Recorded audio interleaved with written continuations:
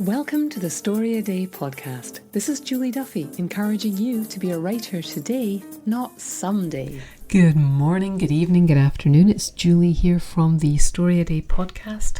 And this month at Story a Day, I've been talking about the concept of triumph or celebrating all your little wins. And I wanted to talk more about that today and talk about it related to what it really does for you in your life. It's not just the giving you the incentive to get back to your desk. This is an idea that's really rooted in psychology and behavioural science, and I've talked before about B.J. Fogg with his tiny habits, and today I wanted to talk a little bit about Marty Seligman, who is a sort of the father of positive psychology. He complained one time that psychology was only half-baked because they'd really baked in the idea of dealing with the bad side, the downsides of our mental health, mental illness and all that. They had that, right? Psychologists could talk to you about that all day long. But what they weren't really talking about as much was the positive side of that, the pursuit of happiness and the psychology that goes into that, which is so important. I think, they were just assuming it was that takes care of itself. So Seligman has made a career of studying what people who lead happy, fulfilled, meaningful lives do and how we can replicate those things. There's a structure that he talks about which ties in really nicely to the things I've been talking about recently with the stages of your writing that you're in. He talks about different stages of fulfillment in your life. And so I want to talk a bit about that today. Seligman talks about the three stages of your life being the good life, or the pleasant life rather, where you're just sort of savouring things. You're savouring and enjoying things on a very basic level, the natural environment, the companionship with the people around you, the fulfillment of your bodily needs. And that's all fine, that's great. And you can stay there. For a good life, he says that's where you move into a stage of discovering your unique virtues and strengths and using them and cultivating them to enhance your life, to become even happier and more fulfilled in your own life. And then he talks about the sort of apex of this is the meaningful life, where you use your unique strengths and you've developed them and you're using your unique strengths and gifts to create greater purpose for yourself in service of something larger than you are. Now, you don't have to reach that stage. You can live a happy life, looking out for you and yours. Every stage takes some work. So I started thinking about this in terms of this idea of celebration and triumph in your writing life. And I thought about the different stages that we go through in writing. There's this sort of pleasant early stage where we're just taking pleasure in writing, in getting our feelings out on the page. Maybe we're journaling, maybe we're sending letters, maybe we're writing the occasional story.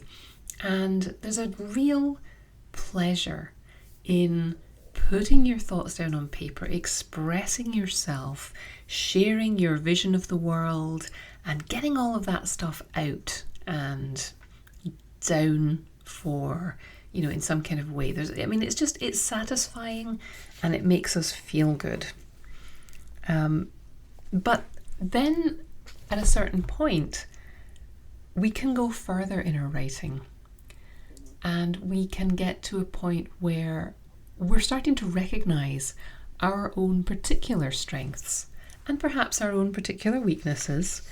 And you can enhance your experience of writing at this point by focusing on your particular strengths and figuring out how to make them better. And you enhance the rest of your life as well, because the more fulfillment you get in your writing life, the more that seeps out into other areas of your life. And then at a certain point, you realize that your writing is part of something larger than yourself. You're part of a tradition, you're part of a community, you're part of, you have readers, who rely on you and for whom your writing is meaningful and brings them pleasure. And at this stage, you'll be focused still on developing your particular strengths because you can't write anybody else's books, you have to write your stories. And at this point, if you are focused on what your writing is doing in the world and as part of that larger community, this invites you into that more sort of meaningful life that Marty Seligman talks about. And it actually, if you can get yourself there and keep yourself there, you will find at that point that you spend less time, not no time, but less time worrying about yourself and your own abilities because you know what your strengths are and you've seen how they can impact other people and you've seen the influence that they have. And when a reader tells you that your words made a difference to them, that is pretty meaningful. Now, I'm not saying that any of these stages are particularly better than another stage. They're just different stages that we can move through. And in context of this month's theme of triumph, I'm really encouraging you to celebrate, take a moment every time you sit at your desk, every time you think about your writing, every time you do some writing, to actually sit and notice what you're doing and to celebrate it. But I wanted to talk about these stages and how they tie into the different stages you might be in your writing life so that you feel free to celebrate wherever you are. Like, obviously, if somebody writes to me and tells me that my story touched them or saved their life or, cheered them up on a really bad day, that's something I'm going to want to celebrate.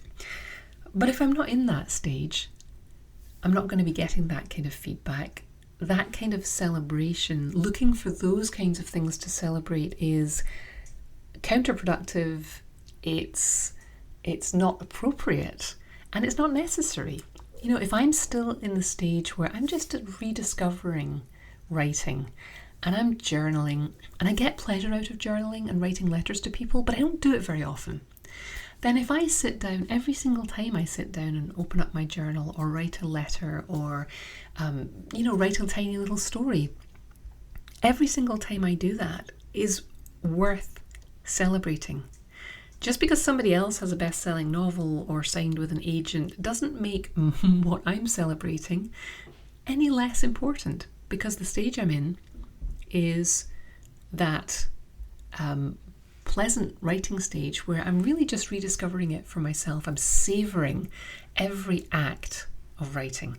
So if you are in that stage, I want you to really focus this week on savouring every success, every win, every time you sit down to write, every time you read something that you enjoy, every time you give yourself permission to think, I'm a writer, or to buy a nice pen or get a new notebook or whatever it is that leads you to enjoy this creative urge, this strength that you have, this strength that you have and can strengthen, that pulls you towards a creative life. I want you to savor it. Think about the pleasure that you get from it. Don't worry about any of the other stuff. Don't worry about any of the other people, their ambitions for you, what they might think of your writing. This is all about you, and that's okay, because as we know, you've got to look after yourself before you can look after anyone else. If you're slightly further along in the writing journey and you're actively aware, you're actively practicing writing, you're aware of some of your strengths, you've discovered those through trial and error, and you're in the stage where you are trying to take your writing to a different level, trying to become more committed, to write more often, to develop your writing skills and craft, maybe to start connecting with other people and other readers, then the kinds of celebrations you're going to do are going to be different. You'll still celebrate every single time you sit down to write. I hope you will celebrate every single time you sit down to write, or every time you get yourself and use a new notebook or pen. But if you are in the stage where you are seeking to improve your skills, strengthen your innate strengths and use your innate talents and develop them, then there are different things that you might want to celebrate. And I would challenge you to consider that anytime you fail, that's something to celebrate. Because anytime you try something and it just doesn't work, there's a character that you tried to write and it's fallen flat, or if there is a plot line you tried or a type of story you tried and it fails, consider that as something worthy of celebrating. That's a triumph in a way because you tried, and two things happened. One, you discovered that you don't have that strength yet. And two, you discovered an emotional resonance with that. So say you have a character who's not working well for you. You have a couple of choices. One, you can say, well, I just can't write men, or I just can't write action heroes. Or you can say, okay, there are things I don't know yet about how to make a character like this work, but I believe I can figure it out, and I can find out the answers, and I can figure out who to ask. Or you might have an emotional reaction to it, which is different from, oh, I suck. It's more like, I really just don't enjoy writing this kind of character, or I really am not interested in writing this kind of story. And that is also a valuable lesson, because we can't do everything. I mean, literally we can't. It's not like we shouldn't. We literally can't do everything. And focusing in on the things that are your strengths, which there's an intersection between ability and talent and interest, which forms your strengths, I believe. That's just my instinct. I have no scientific backing for that. But your enthusiasm for something is important. So anytime you fail, take a read of your emotions. Are you disappointed in yourself because you don't know how to do it yet? Or are you like, I didn't really want to write this anyway. This particular type of story or character or length, or it's just not something I'm excited about. So let me think about what I am excited about and go and pursue that. So in terms of if you're in this middle stage where you're in the Marty Seligman framework of the good life, of the different types of lives, you've moved beyond the pleasant life where you're just kind of enjoying and savouring the sensations, to the good life where you're exploring your unique talents and trying to employ them to enhance your experience of writing. Think about the types of celebrations you're going to do. Celebrate when you fail. Anytime you use one of your strengths to give yourself some pleasure in your writing life, which includes reaching out to other people, building your community of writers, writing friends. Anytime you do anything that pushes you a little bit, which comes with the possibility of failure, it comes with the possibility of discomfort. But if you're going to grow, there's going to be some discomfort. So in this middle stage, celebrate everything. Celebrate the discomfort. Celebrate figuring out what you're bad at. Celebrate the possibility that you might not always be bad at it. But celebrate the things that you're really good at. Like if you write weird stories that's not like anything anyone else writes, forget about the fact that it's going to be difficult to find the perfect publication for them straight away. Get really good at being that kind of weird. Okay, use your strengths. So let's move on to the third stage. When you're writing and you know your strengths and you're reaching a higher level of development, this is probably what Marty Seligman's talking about when he talks about the meaningful life. You know your strengths, you know how to work on them, but there's something missing, and that something is probably reaching out to the larger community and doing your work for more than just the personal pleasure, and being focused on something bigger than yourself. So if you're already sharing your writing, if you're already in a writer's group where you're able to share the things that you've learned, you'll know what I'm talking about. When somebody asks a question about writing, if you're if I used to worry about setting myself up as an expert in writing, which was not really what I ever intended. All I was kind of a cheerleader saying, I love writing, you love writing, let's do this together.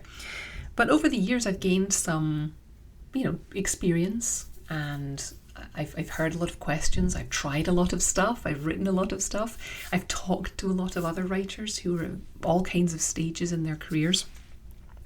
So when I used to worry when somebody would ask me a question about writing, who am I to answer? But with experience and just a little bit of humility, I've realized that if I am focused on them and not me, if I'm focused on answering the question and serving them, it's so much easier to do a good job. If I was focused on trying to sound smart or like an expert, then I wouldn't have the humility to ask other people, what do you think? And like, who can I go and find out the perfect answer for this person? I would be trying to do it all myself. And in your creative writing, at this stage, it would be very easy to worry that you're not able to live up to that last good story that you wrote. But if you focus on the fact that you're part of something bigger than yourself, that your stories touch readers, or those kinds of things are the things that will help you do the work, and they are things to celebrate, because we are deep thinkers, we overthink things. There's a very strong tendency among writers to have imposter syndrome, to lack confidence in ourselves. And I was reading something else about this morning. Somebody was talking about the fact that when you have studied something, you take for granted the things that come easily to you now. So if you're in this stage of writing where you know your strengths, you have been working on them for a while, you're trying to develop them, you can forget, especially if you're working on a project, right? You're working on a story, you can forget that other people haven't seen the rough drafts. They also haven't seen the perfect version that you hold in your head, that little crystal vase version that you can't hope to get to, that's annoying you, which is why you're so hard on the story that you're writing, because it's not perfect. But nobody else has seen that perfect vision of the story. They've seen what you've written.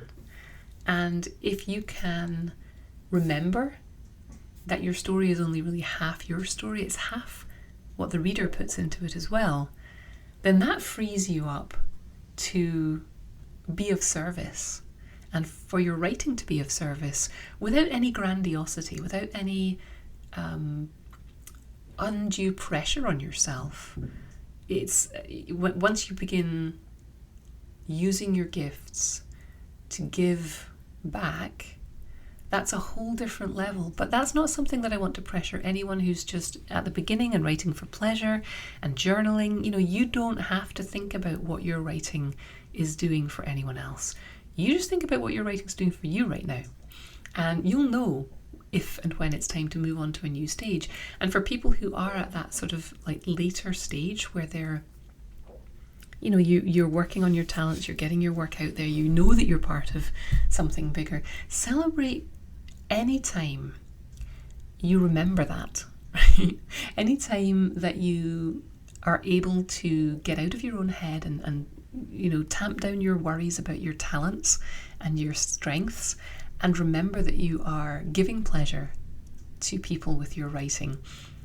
Anytime that you work through the days when it's hard, because it's hard because you have high standards now, right? It gets harder. It seems like writing would get easier, but it actually gets harder in a way, because with more experience, your standards just get higher and higher all the time, and you're never satisfied. And if you were, you would stop writing, right? So anytime you use your particular strengths to help or reach other people, celebrate that.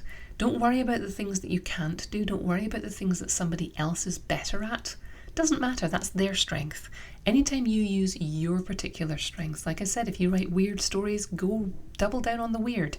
If you write Regency romance and you think nobody respects that, don't kid yourself. People love that. So use your particular strengths. Don't worry what somebody else, anytime that you manage to not worry about what somebody else is better at, I want you to celebrate that.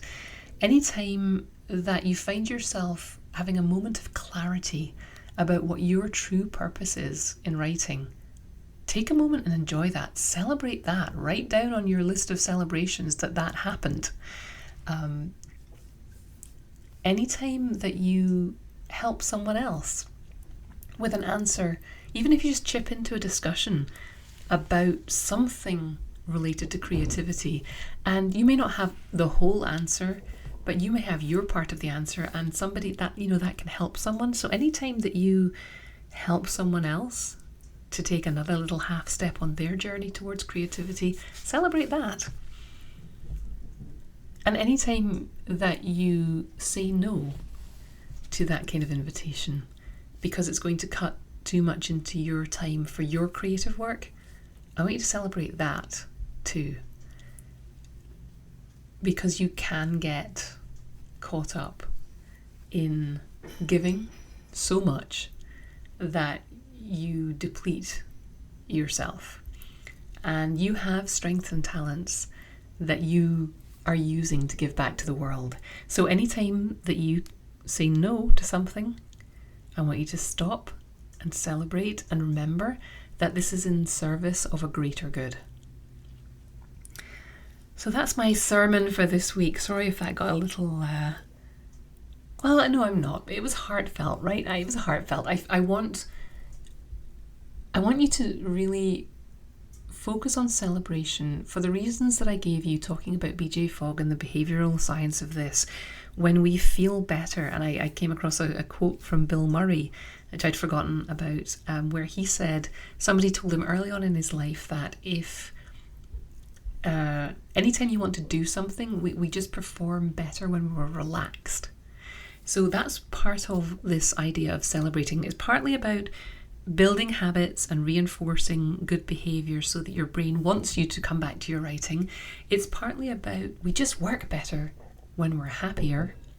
And it's partly about this idea of this positive psychology idea of being on a path and enjoying every stage of the path before we move on to the next stage, and celebrating whatever's appropriate to you in the moment, in the stage that you're in, and not thinking that you ought to be somewhere else.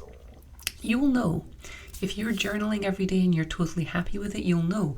If you feel like your writing is stagnating and you want to learn some new skills, that's when you go and learn some new skills. If you feel like, if you're writing bestsellers and making a fortune, but there's something missing, then maybe it's time to take that next step into seeing how you can give back, whether it's focusing on your readers or focusing on helping other writers or whatever it is. You'll know when it's time to move to the next stage. But whichever stage you are in, there are celebrations you can do that are completely appropriate, that will reinforce your journey, your place on the journey.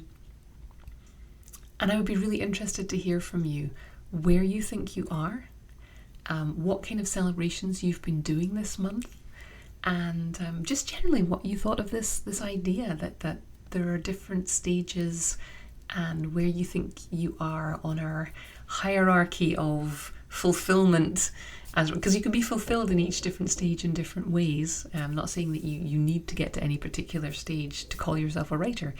Wherever you are, that's where you are, and I want you to celebrate it. So drop me a line, julie@storyaday.org, or come over to the blog. You'll find this at storyaday.org /episode 177. And I'd be really interested to hear what you're doing in terms of celebrations and what came up for you as you listened to this podcast. This week, I'm going to encourage you to come over to the blog and have a look at the writing prompts that I put up there. I put up 2 writing prompts that have you thinking about your place in or your character's place in a community. One is about being at a party. The other one is about being alone. And I would encourage you, if you need a writing prompt this week, to come over and check that out and choose which one of those you're going to write about. Write a little story, something, flash fiction or no more than 2,000 words, something you can get done in a couple of days, and finish it, because finishing is super important. It teaches you so much about perseverance, about story structure, about how to get through the mushy middle, and then celebrate that you finished it by posting at the blog under the writing prompt post there, and tell me that you finished your story, because I love hearing that. And then when you have a finished story, you just you get to write the next one, and then you get to build this sort of pile of stories that you can use anytime you hear that someone's looking for a story for a competition or an anthology call, or to slip into your holiday cards or whatever. So come over to the blog, tell me what you think about the podcast, tell me what you're celebrating, take a look at those writing prompts from this week, and tell me what you wrote about. Thanks for listening. Why not come over to the blog at storyaday.org and check out this week's writing prompts and articles. And in the meantime, have a great creative week, and of course, keep writing.